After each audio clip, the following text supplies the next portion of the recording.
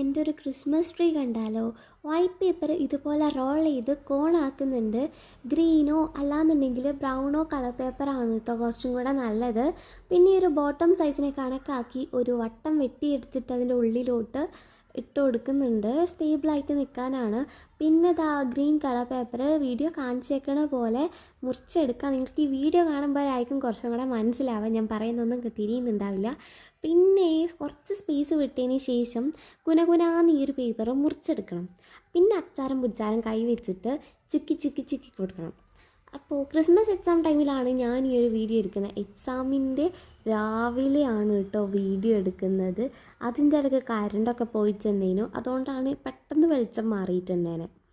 അപ്പോൾ അതുകൊണ്ടൊക്കെ കൊണ്ടാണ് വലിയ ആഡംബരങ്ങളൊന്നും ഞാൻ ഇടാഞ്ഞേ. പക്ഷേങ്കിൽ എനിക്ക് ഭയങ്കര ഇഷ്ടത്തോടെ ഞാൻ ചെയ്തൊരു ക്രാഫ്റ്റാണ്, അത്രയും ടൈം എടുത്തിട്ടുണ്ടേനു.